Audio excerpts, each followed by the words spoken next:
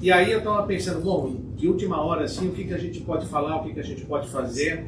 Aí eu lembrei do estudo que a gente estava fazendo aqui na semana passada, a respeito do trabalho, e quando eu mencionei a questão do trabalho espiritual, da reforma íntima que a gente tem que fazer, do trabalho de regeneração que nós temos que fazer dentro de nós, e eu falei um pouco a respeito das características do mundo de regeneração. E quando eu falei aquilo assim, houve um silêncio sepulcral na sala. Todo mundo ficou olhando assim com a cara de assustado, né? O que esse cara está falando? De onde ele está tirando tudo isso? Então, eu achei que ficou aí algumas dúvidas e que talvez a gente pudesse aprofundar um pouco mais esse aspecto. Então, o que nós vamos fazer hoje é dar uma aprofundada nessas características do mundo de regeneração, o que é, o que se espera de nós, o que nós temos que mudar, como realizar esses processos de mudanças, porque eu tenho certeza que muitos de nós já começamos a trabalhar espiritualmente durante essa semana, embasado naquilo que nós escutamos na semana passada. Então, na semana passada nós falamos muito a respeito do trabalho espiritual e hoje nós vamos explicar então o porquê desse trabalho, quais são as consequências, mas principalmente quais são as recompensas que nos aguardam, que nos esperam. É muito importante nós termos sempre muito claros em nossas mentes. Todo o esforço traz uma recompensa e um resultado. O esforço de parar de comer chocolate me traz uma silhueta mais, digamos assim, mais alinhada, as minhas calças servem melhor, a camisa não fica apertada desse jeito. Então o esforço traz sempre uma recompensa. Qualquer esforço que nós fazemos para o bem, para melhorarmos, vai nos trazer uma recompensa. Todas as recompensas que nós estamos esperando, que nós temos escutado muito nos últimos anos, falando a respeito do mundo de transição, do mundo de provas e expiação, do mundo de regeneração, muitas vezes a gente fica na expectativa de que o mundo vai mudar para que nós possamos desfrutar dessa mudança. Quando o processo é exatamente o oposto. Nós vamos mudar e fazer com que o mundo se regenere. Não é o mundo que vai ter aí algum cataclisma, alguma coisa gigantesca e de repente todos nós vamos despertar e nós vamos mudar e herdar isso. Nós, durante os nossos processos de evolução e crescimento espiritual, vamos adquirir as características morais que nos levarão todos ao mundo de regeneração. Então esse é um processo que todos nós vamos participar e vamos desenvolver. A chegada do mundo de regeneração não tem uma data prevista. Olha, em tal data nós vamos passar a ser mundo de regeneração. Primeiro porque isso é um processo. Segundo porque, se nós todos, como sociedade, como irmãos que somos espirituais, a cada um de nós estamos num estágio evolutivo, temos uma característica, um conhecimento, uma personalidade, uma característica individual, todos nós vamos nos desenvolvendo em estágios e períodos diferentes. Então o processo todo dessa transformação, que nos levará todos juntos no mesmo destino, ele vai acontecer em diferentes estágios, a diferentes tempos, para cada um de nós. Mas num determinado momento, quando a grande maioria de nós já tivermos adquirido as características que são necessárias ao mundo de regeneração, então o mundo terá feito essa transição. Quando vai ser? Só Deus sabe. Isso só Deus pode determinar. Mas quando a gente fala no mundo de regeneração, e a gente está escutando isso desde 2012, lembra 2012? Nossa, já faz tempo, hein? Já faz tempo, já fazem 11 anos que a gente escutava, não, porque o mundo vai acabar, porque 2012 vem aí, o calendário maia e tudo mais. Pois é, 2012 veio, passou, chegou 2013, 2015, 2020, nós continuamos aí e o processo continua. Então nós não vamos ter uma mudança radical nesse momento. Aí, como muita gente escutou, não, porque tem a virada do milênio, quando o ano 2000 chegar, tudo vai acabar. E aí, inclusive, muita gente naquela época começou a proteger seus computadores, tirar os computadores das tomadas para que não pegassem o bug do milênio. Lembra disso? Eu não lembro. Eu só li, era notícias, né? Eu fiquei sabendo ultimamente. Eu não tenho idade para saber dessas coisas. Se vocês lembram, acabaram de se revelar. Mas nós víamos com essas ideias de que o mundo ia acabar, ou que a gente ia ter uma transformação muito grande, há muito tempo. Passou 2000, passou 2012 e nada aconteceu. Aí alguns de nós ficam se perguntando, será que realmente já começou esse processo? Será que nós já estamos mesmos no mundo ou num processo de mudança de estágios evolutivos na Terra? Para que a gente possa responder essa pergunta, eu vou recorrer a Gênesis. No capítulo 18, os tempos são chegados. Inclusive, a casa oferece todas as quinta-feira sim, quinta-feira não, um estudo do livro da Gênesis. Uma quinta-feira é o estudo da Gênesis, na outra quinta-feira é o céu e o inferno. Então, aqueles que quiserem entrar e participarem desse estudo, ele é aberto, é online, a casa oferece o estudo dessas duas obras. Então, no livro da Gênesis, no capítulo 18, os tempos são chegados. No primeiro tópico que eu gostaria de falar, é onde fala a respeito dos sinais do tempo, ou sinais dos tempos. E isso está no item 21 desse capítulo 18. O meu livro está se despedaçando, olha, gente, desculpa. Era o que eu tinha em casa. Está sendo usado. Mais ou menos. Não tanto quanto eu gostaria. Eu gostaria de estar usando mais.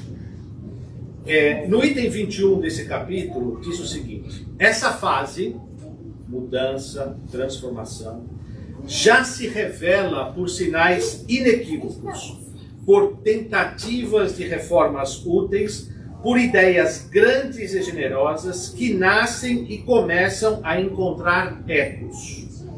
Assim é que se vê fundar uma multidão de instituições protetoras, civilizadoras e emancipadoras, sob o impulso e por iniciativa dos homens predestinados à obra da regeneração. Quantas non-profit organizations a gente viu surgir nos últimos 15, 20 anos, todas elas com um objetivo nobre de auxílio, de amparo, de fomento à pesquisa, ao fomento ao estudo para que pudesse se descobrir alternativas com a fome, de proteção à fauna e à natureza, a própria junção dos grandes homens mais ricos e poderosos da história, da humanidade, da Terra hoje, com a sua disposição de doarem as suas fortunas em vida para instituições sem fins lucrativos. Bill Gates, Warren Buffett, e mais alguns outros grandes empresários, donos de grandes fortunas, têm um compromisso de doarem essas suas fortunas para a fomentação de estudos e pesquisas para que se possa desenvolver melhores formas de remédio, de alimentos, de sistemas ecológicos e assim por diante. Então você começa a ver características e coisas que há 50 anos atrás nós não tínhamos. Eu não estou falando de 500 anos atrás. Eu estou falando de 50 anos atrás. Há 50 anos atrás, essas ideias ainda não estavam presentes. Elas não estavam latentes. E hoje elas fazem parte do dia a dia. Os preconceitos de raça se enfraquecem. O que está acontecendo hoje na nossa sociedade? Uma pressão tremenda para a inclusão, aceitação e todos os movimentos de revolta e de rechaçar qualquer tipo de preconceito. Os preconceitos de raça se enfraquecem. Os povos começam a se olhar como membros de uma mesma família. O que acontece na Ucrânia hoje nos afeta. O que aconteceu na Síria e no Iraque afetou o mundo todo. Todos nós nos mobilizamos em busca, em prol, em assistência àqueles necessitados. Quando o tsunami da Ásia atingiu a Tailândia, ou em todo aquele sudeste asiático, as grandes nações enviaram os navios, portas-aviões e socorro em menos de 24 horas. O mundo se mobilizou para dar assistência àquelas paragens. Há 60 anos atrás, os Estados Unidos e a Rússia estavam lutando pela Baía dos Porcos aqui, na nossa esquina, aqui no Caribe. Hoje, essas populações, essas nações estão indo em busca do amparo e do auxílio. As barreiras que estão nos suprimindo estão nos dividindo. Mercosul, o NAFTA, a União Europeia, todos esses blocos econômicos estão se juntando e as barreiras estão desaparecendo. Então, todas essas reformas, mas falta a essas reformas uma base para se desenvolver, se completar e se consolidar. Uma predisposição moral mais geral para unificar a todos. Que é esse o processo que nós estamos iniciando. Então, quando a gente começa a ver essas características, esses sinais dos tempos, isso significa que o processo de regeneração já começou. E nós estamos fazendo parte dele. O outro tópico, também dentro deste capítulo da Gênesis, que fala sobre a nova geração diz, para que os homens sejam felizes sobre a terra, é necessário que ela não seja povoada, senão por bons espíritos, encarnados e desencarnados, que não quererão senão o bem. Tendo chegado esse tempo, onde nós estamos agora, uma grande emigração se cumprirá entre aqueles que a habitam. Aqueles que fazem o mal pelo mal e que o sentimento do bem não toca, não sendo mais dignos da terra transformada, dela serão excluídos, para que lhe trariam de novo, porque lhe trariam de novo a perturbação e a confusão e seriam um obstáculo para o progresso. Importante salientar isso aqui. Não é que esses espíritos que se ainda coadunam com o mal serão expulsos para que se possam espiar no inferno, esse tipo de coisa. É porque eles seriam um empecilho ao novo estágio da nova era. Então esses espíritos serão dados a oportunidade de continuarem o seu processo evolutivo em outras paragens, onde poderão contribuir com outros planetas, mas não será mais permitido, não por castigo, porque eles não se coadunam mais com as novas vibrações e os nossos valores. Estes serão substituídos por espíritos melhores, que farão reinar entre eles a justiça, a paz e a fraternidade. Então, se alguém tinha alguma dúvida de que o mundo de regeneração já está aqui, essas características dessa nova sociedade e as características das almas que estão chegando aqui, deixam isso muito claro. Esse processo já começou. Hoje, muitos de nós recebemos lições dos nossos filhos e dos nossos netos. Hoje, essas criaturas, com suas posturas, com seus valores, com seus questionamentos, com as suas ideias, nos ensinam e trazem valores que, para eles, já é latente, para nós ainda é um aprendizado.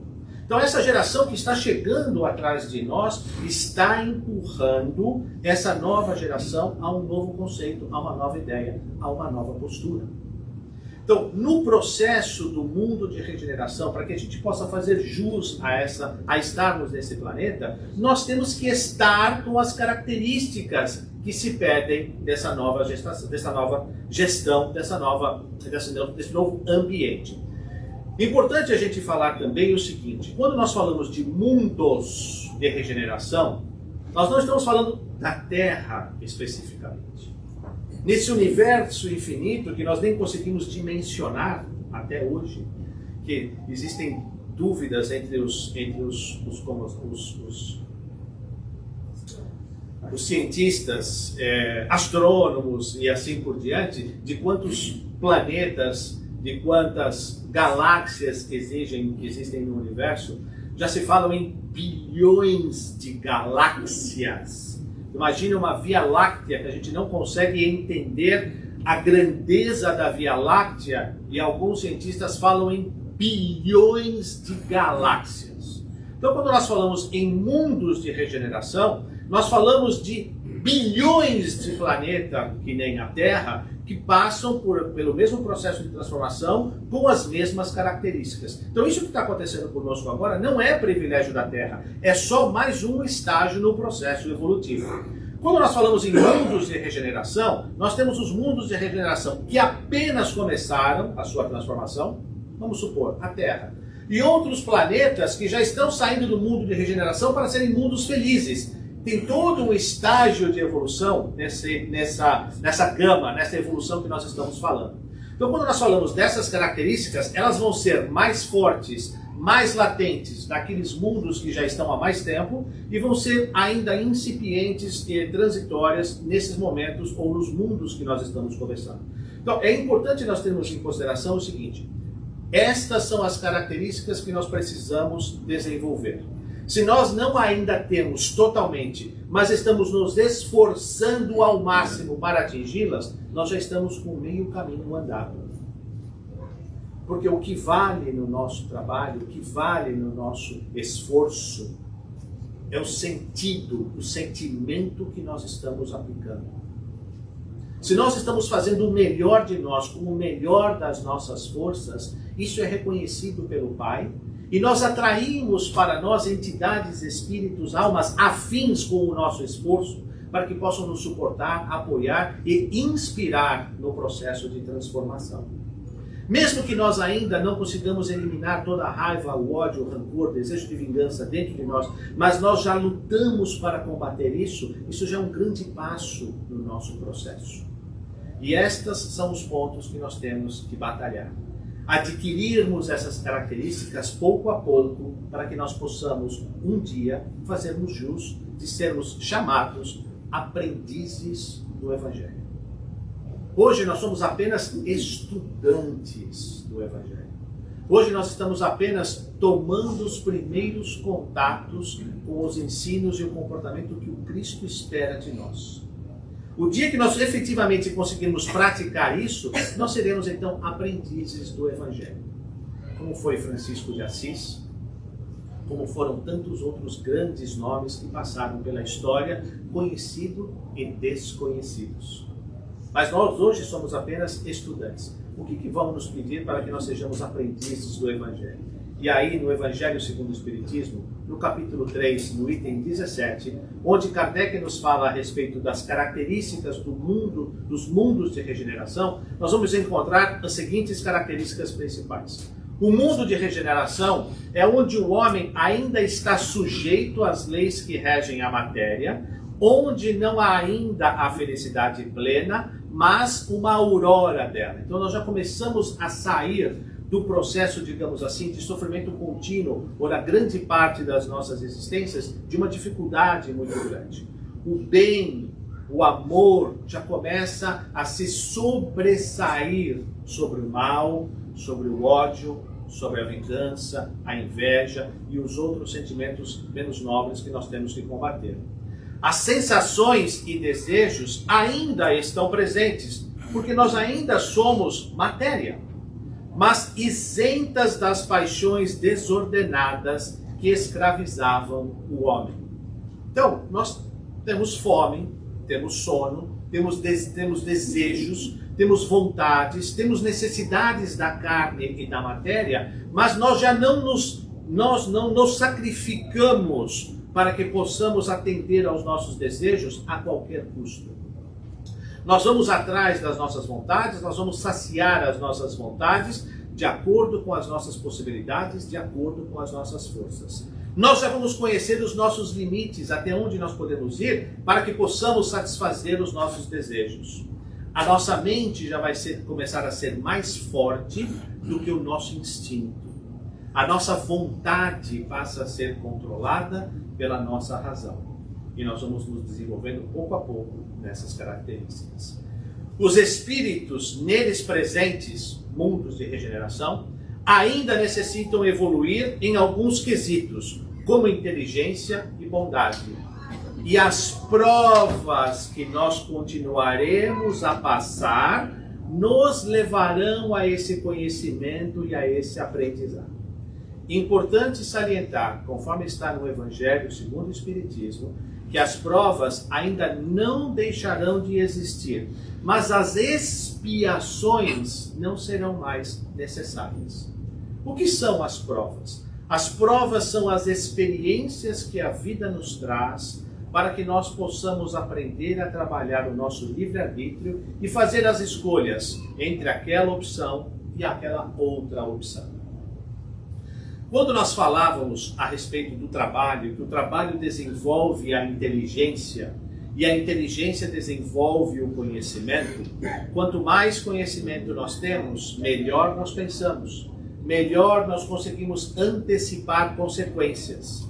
Então, quando você vê uma criança correndo aqui atrás de uma bola, ela não mede as consequências, que ela não vai conseguir parar lá no final do corredor e vai meter a cara na parede.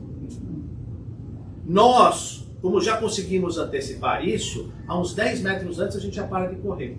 Porque a gente já consegue antecipar as consequências das nossas atitudes. A gente já passou por aquela experiência, nós já sofremos a dor de quebrar o nariz na parede, então a gente sabe qual é a consequência. O trabalho que nós fazemos, as experiências que nós vamos tendo, vão nos ensinando a escolhermos melhor, a tomarmos melhores decisões. Este é um processo. Ainda dentro dessa característica do mundo de regeneração, isso é muito importante. O homem está sujeito às leis que regem a matéria. Entretanto, a humanidade está livre das paixões desordenadas nas quais somos escravos hoje. Entretanto, neles não há mais o orgulho. No mundo de regeneração não há mais o orgulho. Não há mais a inveja. E não há mais o ódio que nos asfixia nos nossos desejos. A palavra amor está escrita em todas as fontes. Nesses mundos, entretanto, a felicidade ainda não é perfeita, o homem ainda é carne e por isso mesmo está sujeito às vicissitudes da matéria. Ainda há provas para sofrer, mas não tem mais as dores pungentes da expiação. Porém, nestes mundos, o homem ainda é falível e ali o espírito do mal não perdeu completamente o seu domínio. Não avançar é recuar. E se o homem não está firme no caminho do bem, pode recair nos mundos de expiação, onde esperam novas e mais terríveis provas. Ou seja, mais uma vez, a lei do progresso se mostra inapelável e inexorável. Não dá para parar. O progresso é como se fosse um movimento contínuo. Ele pode ser lento, ele pode ser com passos menores, dentro das nossas forças e das nossas capacidades, mas ele é contínuo, ele não pode parar. Porque se nós paramos nesse processo, nesse momento, por exemplo, o que acontece? Aqueles que estão junto de nós ou atrás de nós, num processo de evolução mais dinâmico, vão acabar nos ultrapassando. Nós não vamos mais pertencer a essa sociedade que tanto nós almejamos e desejamos. É para isso que nós estamos aqui. Livro dos Espíritos, pergunta 132. Qual a função, qual é a necessidade da encarnação? Nos fazer crescer e nos levar à perfeição. É para isso que nós estamos aqui.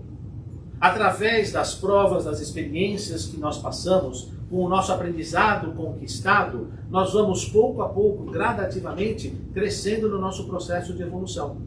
Eu não estou dizendo que o processo tem que ser rápido, tem que ser aleatório, tem que ser disparado, mas ele tem que ser contínuo, ele não pode parar. Então, essas são algumas das características principais do mundo de regeneração.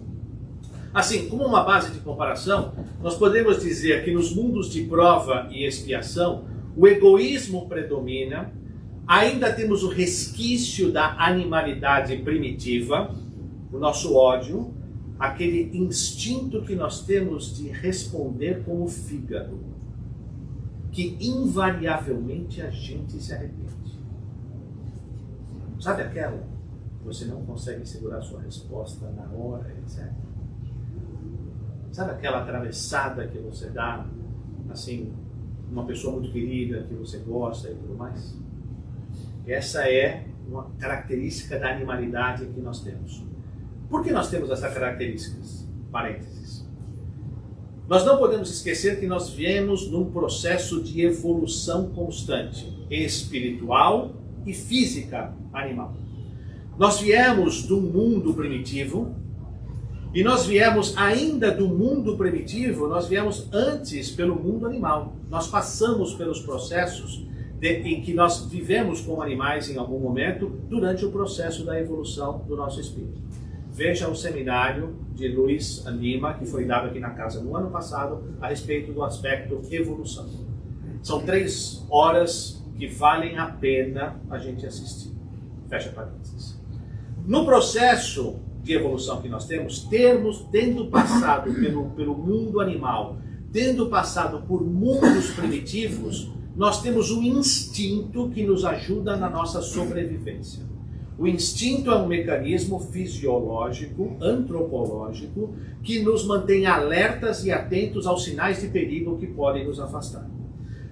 Na sociedade que nós vivemos hoje, sermos atacados nas nossas posições, nas nossas ideias, no nosso orgulho, na nossa vaidade, instintivamente, animalescamente, nós associamos isso como uma ameaça ao nosso bem-estar, ao nosso status, à nossa posição. Então, todas as vezes que nós somos ameaçados nesse sentido, nós reagimos animalescamente, no tocante de proteger o nosso estágio, o nosso estado, a nossa posição, as nossas ideias e assim por diante. Quando nós começamos a dominar o instinto e deixar com que a razão domine as nossas escolhas, as nossas decisões, nós dominamos então esse sentimento menos nobre. Então, essa animalidade primitiva ainda é um elemento dos mundos primitivos, dos mundos de provas e expiações, e é um elemento gerador da grande maioria dos males. Egoísmo, vaidade, resquícios da animalidade. No mundo de regeneração, as consciências despertas para esse problema estarão empenhados em superá-los. O que nos cabe fazer? Dominar os nossos instintos e extirpar orgulho, vaidade e egoísmo dos nossos valores. Dar vazão aos valores que se pedem no mundo de regeneração. Sensações e desejos estão presentes, mas isentas das paixões desordenadas. Necessitamos evoluir em inteligência e bondade, deixar com que o amor predomine sobre os nossos instintos. Há um tempo atrás, foi feita uma palestra aqui na casa, se não me engano, ainda foi feita na Unidade Velha, lá na Casa Velha. A Fórmula do Amor. Nós temos essa palestra no YouTube.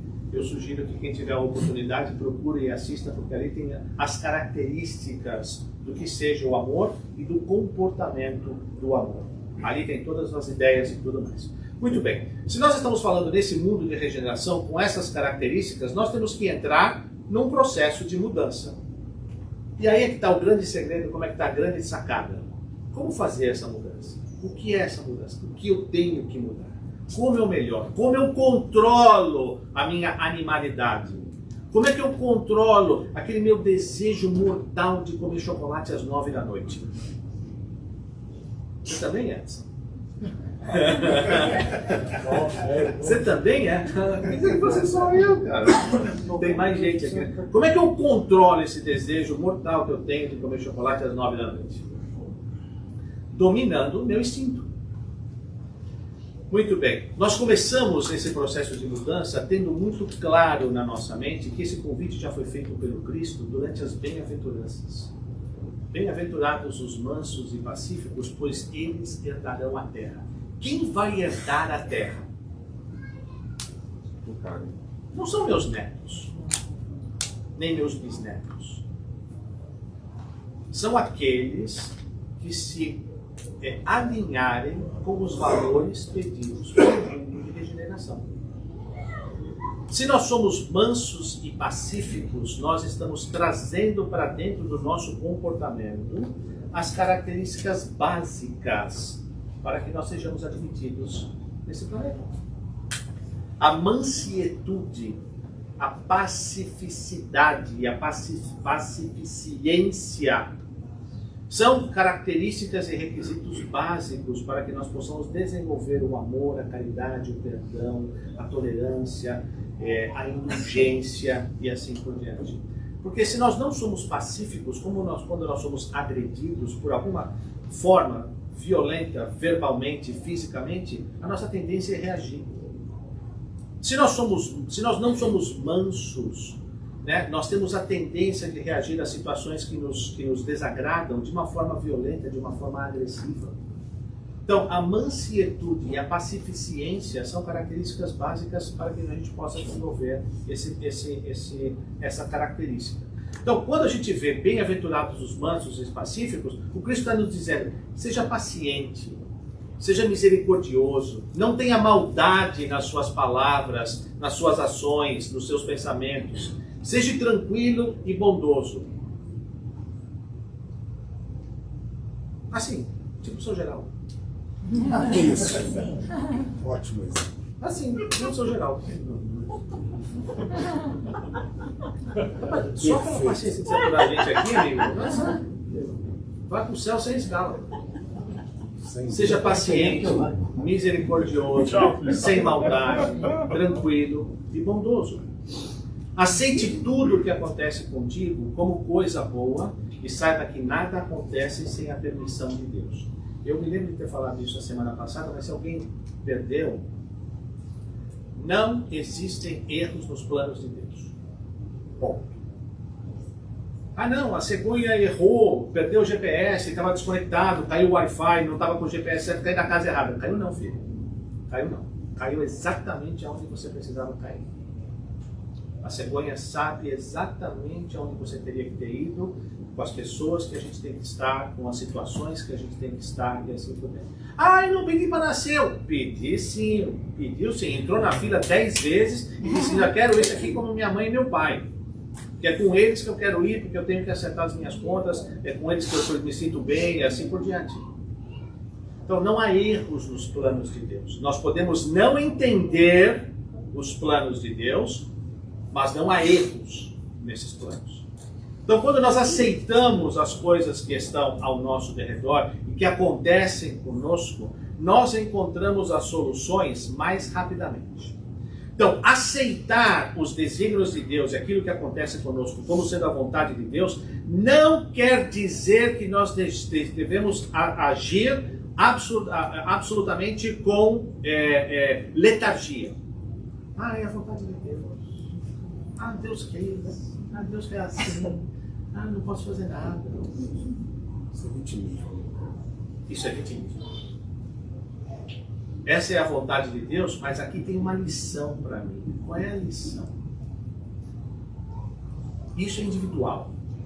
Por isso que o processo de evolução e o processo de crescimento é um processo individual, único, de cada um de nós, a cada tempo, de acordo com o nosso conhecimento e a nossa vontade. Não existem dois processos evolutivos iguais e idênticos. Cada um de nós tem o seu ritmo. Mas se nós estamos passando por alguma dificuldade, nós podemos entender da seguinte maneira. Bom, eu estou nessa situação, o que eu posso fazer para sair dessa situação? Eu posso correr aqui, eu posso fazer aquilo, eu posso estudar aquilo, posso mudar aqui, posso mudar a atitude ali e eu vou tentar sair dessa situação. E aí você passa 1 ano, 2 anos, 3 anos e você não tem resultado. Ok, o que mais que tem aqui para eu aprender? Se nós estamos fazendo o melhor de nós com todo o nosso esforço para solucionarmos as nossas pendências, as nossas dificuldades, nós estamos extraindo a lição principal da nossa vida, que talvez seja paciência, que talvez seja resignação, que talvez seja resiliência. A gente não sabe. Mas quando nós entendemos que as nossas dificuldades fazem parte de um plano maior, tudo fica mais fácil de nós entendermos.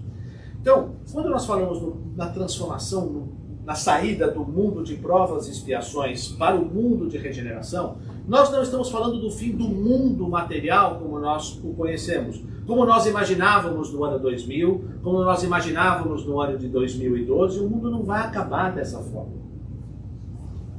Porque o Cristo não gastou todo aquele tempo dele para construir esse planeta e nos preparar para acabar com o mundo do dia para a noite. Venhamos e convenhamos, né, gente? Vamos combinar. Não faz sentido. Não faz sentido. Então o mundo não vai acabar materialmente como nós o conhecemos, mas o mundo vai acabar moralmente com os valores que predominam nele hoje. E uma das grandes dificuldades que nós temos é que os valores do Cristo são frontalmente contrários aos valores do mundo. Quando nós confrontamos um valor com o outro, eles não se coadunam.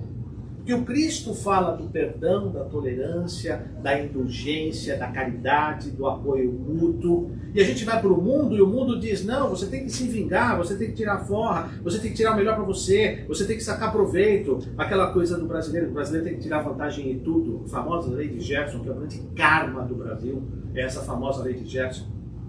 E toda vez que nós tiramos proveito dessa lei, nós não estamos cumprindo os valores do Cristo. Então esses valores, eles não se coadunam, eles não se alinham. Essa é a grande dificuldade que a gente tem. Os valores do mundo são diferentes da moral do Cristo. Mas quando nós começamos a dar importância à verdadeira riqueza, que é aquela que vai nos levar adiante no nosso processo evolutivo, nós vamos passar então a saber escolher melhor.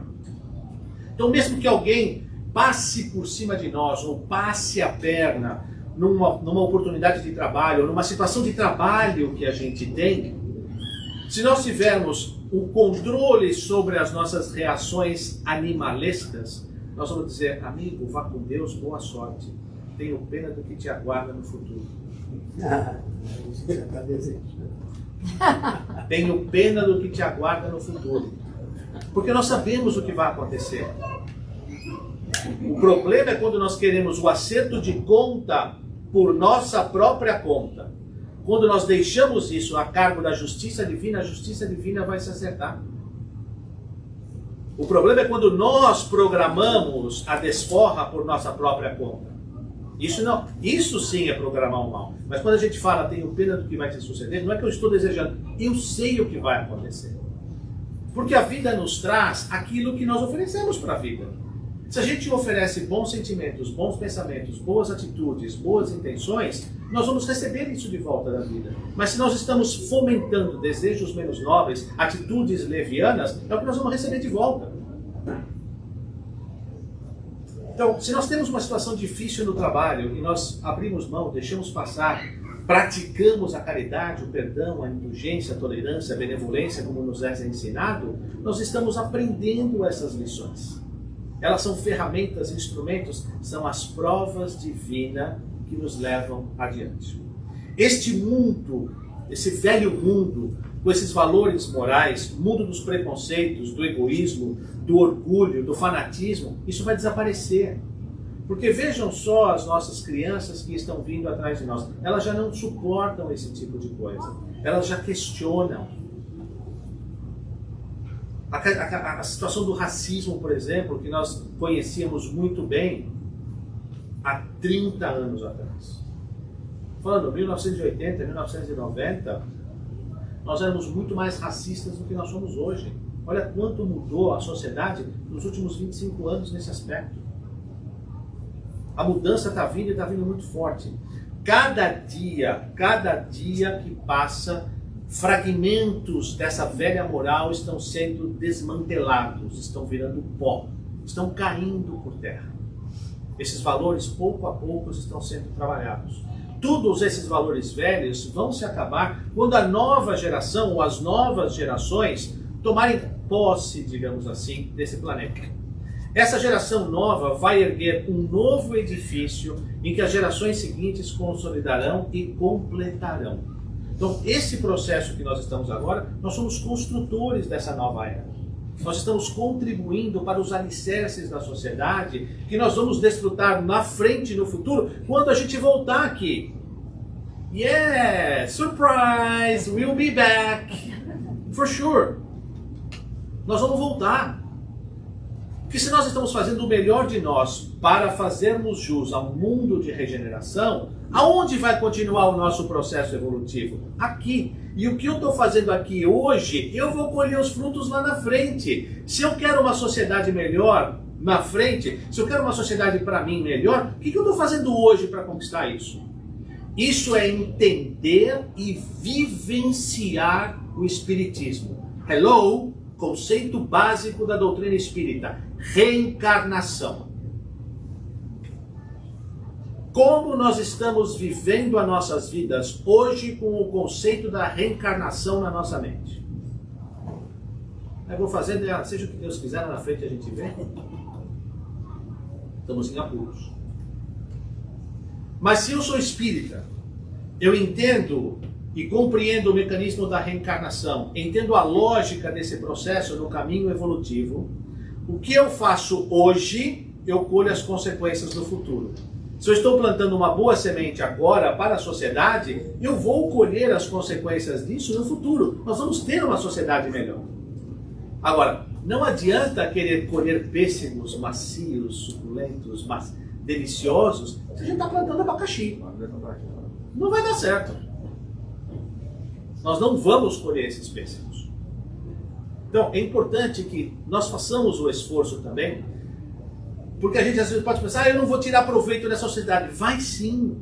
É que nós estamos muito acostumados a viver, a vivenciar e a deslumbrar os próximos 50, 60, 70 anos da nossa vida à frente da gente. A gente não consegue pensar ainda em reencarnações à frente, o que vai ser daqui 2 ou 3 existências, daqui 2 ou 3 vidas que a gente pode voltar. A gente só pensa nesses nossos anos que nós estamos aqui. Depois que eu morrer tudo isso passa, eu vou lá voltar para o nosso lar, etc., de onde eu nunca deveria ter saído, não sei nem como eu tinha falado desse tipo de coisa, né? Então para lá está tudo bem, lá não preciso trabalhar, lá tá, não sei quem está me esperando, o fulano está me esperando, não sei o que, não sei lá. Mas o nosso processo evolutivo não vai acabar lá, nós vamos ter que retornar aqui, porque é aqui que nós experimentamos as provas. Eu já falei isso aqui uma vez, eu vou repetir, eu peço desculpas e paciência para aqueles que já escutaram. Nós vamos para nosso lar, quando a gente desencarna. Vocês, inclusive, aliás, depois do que aconteceu essa semana, vocês me viram 2 vezes em seguida, todos direto, sem escala, para nosso lar, quando vocês desencarnaram. Olha, ônus horas assim, está na estratosfera, vocês vão poder sacar esses ônus horas assim, à vontade. Então vão desencarnar, vão chegar em nosso lar. Vão chegar em nosso lar, vai estar lá os amigos, os parentes que já foram, chegaram assim, que já prepararam os lugares. Então nós vamos chegar, nós vamos encontrar pessoas que nos querem bem, que estão esperando a gente, que vão nos acolher. Nós vamos ser, provavelmente, passar por um processo de adaptação num hospital em que a gente não vai ter que pagar a conta. Vamos ser recebidos por pessoas que nos gostam, que vão abrir as suas portas. Nós vamos ser alimentados numa alimentação absolutamente seguinte. Como nós temos um trabalho a ser desenvolvido, quando nós sairmos e melhorarmos e nos adaptarmos à nossa vida, nós já vamos ter uma ocupação esperando por nós. A gente não tem nem que procurar trabalho, o trabalho vai estar lá esperando. Então, a gente chega em nosso lar, somos recebidos por pessoas que gostam de nós. Nós vamos conviver com pessoas com quais nós gostamos, num lugar adequado, bem alimentados, bem tratados, num trabalho que nós gostamos. Aonde eu vou aprender paciência? Aonde eu vou aprender perdão, tolerância, entendimento, resignação, caridade? Assim, na boa, gente, não é em nosso lar. É aqui. É aqui que nós vamos aprender isso.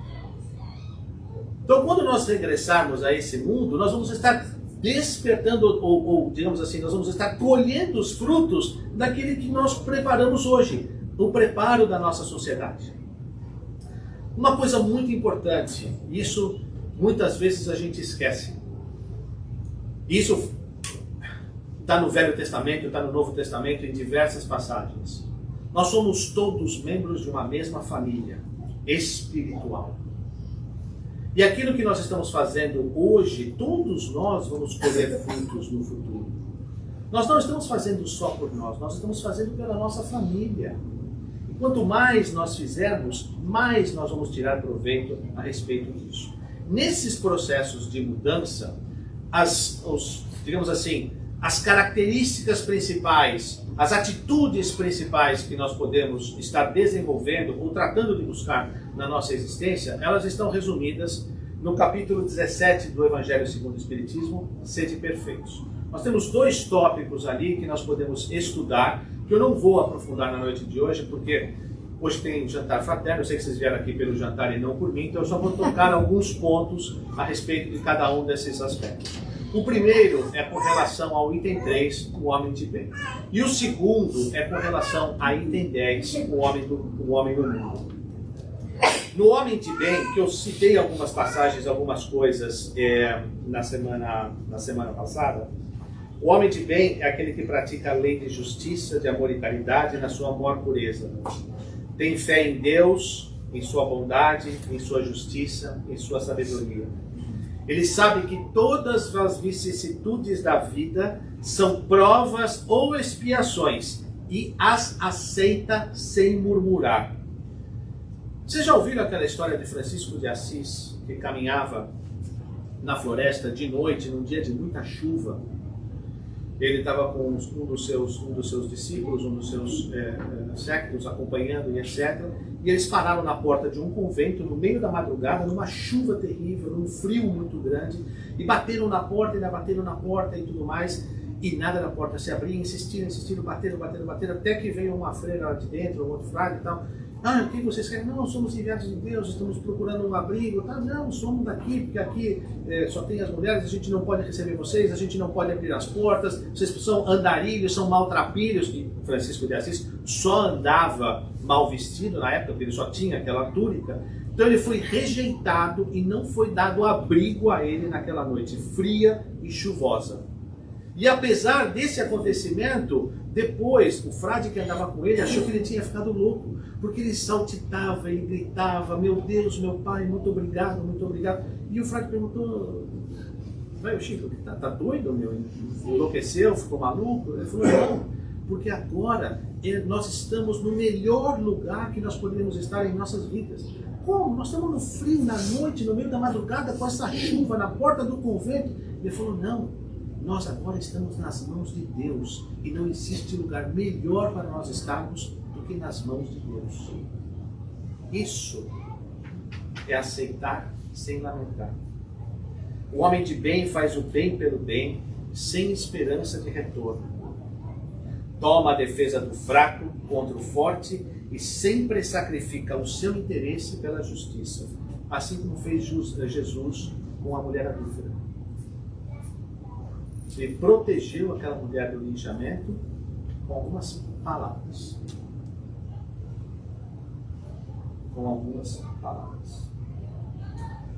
O seu primeiro ímpeto do homem de bem é pensar nos outros antes de pensar em si. É buscar o interesse dos outros antes do seu próprio. Quando Jesus multiplicou os pães. O homem de bem é humano, é bom e benevolente para todo mundo, sem distinção de raças e de crenças. Aquilo que nós falávamos um pouquinho antes a respeito dos preconceitos que estão caindo, tanto de raças quanto de crenças. O homem de bem respeita todas as convicções sinceras dos outros e não amaldiçoa aqueles que não pensam como ele. O homem do bem é indulgente para com as fraquezas dos outros, porque sabe que também necessita da indulgência e se recorda dessas palavras do Cristo, que aquele que está sem pecado, que lhe atire a primeira pedra. O homem de bem não tem ódio, nem rancor, nem desejo de vingança. A exemplo do Cristo, ele perdoa e esquece as ofensas e só se lembra dos benefícios, porque sabe que será perdoado assim como ele mesmo houver perdoado. Não se envaidece da sua fortuna, nem das suas vantagens pessoais, porque sabe que tudo que lhe foi dado pode ser retirado. O homem de bem, enfim, respeita nos seus semelhantes todos os direitos que a lei da natureza lhes concede, como desejaria que os seus fossem respeitados. De novo, essas são as principais características. Mas eu recomendo para aqueles que tiverem interesse que leiam esse artigo, O Homem de Bem, assim como O Homem no Mundo.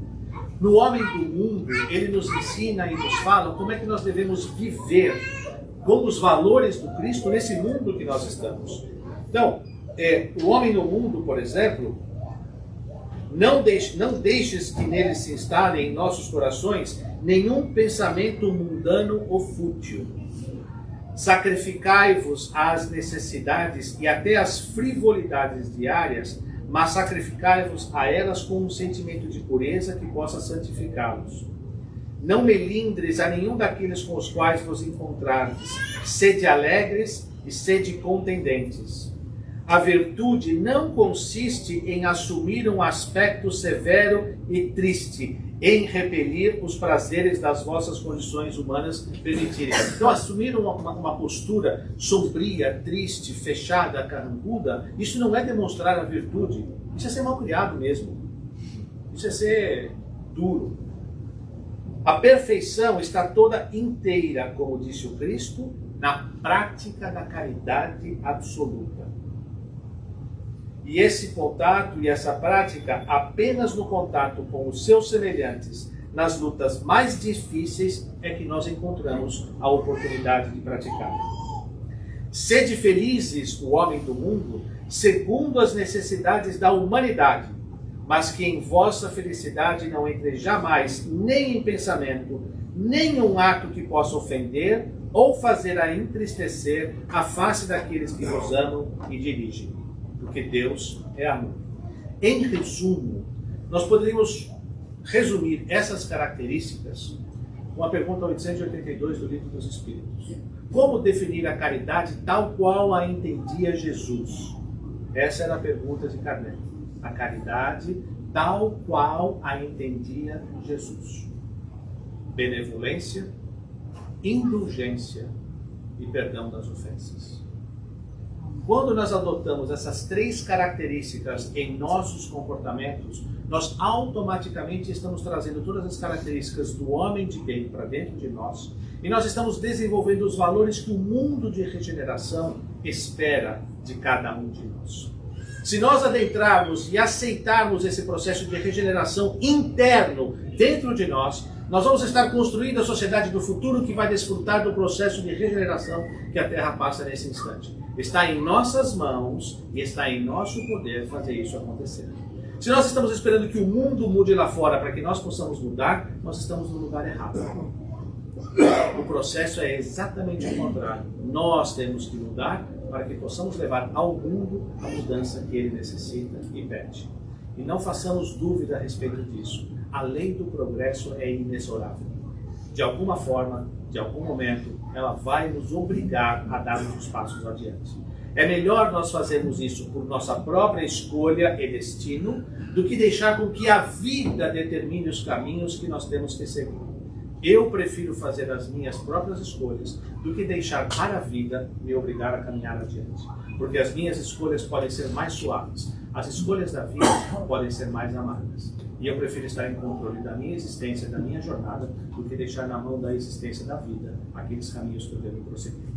Se nós levarmos em consideração a nossa vontade, o nosso desejo, o nosso esforço no processo, esse processo vai se desenvolver muito mais tranquilo, muito mais leve, muito mais suave. E está em nossas mãos iniciarmos a trajetória, o trabalho, o processo, o esforço, que vai nos levar a uma regeneração de nós e, por conseguinte, da humanidade. E que o Cristo possa vir conosco nessa noite, nos abençoar e nos fortalecer em nossos desejos de sermos melhores, para que possamos sair dessa existência melhor do que quando aqui chegamos. Muito obrigado. Muita paz.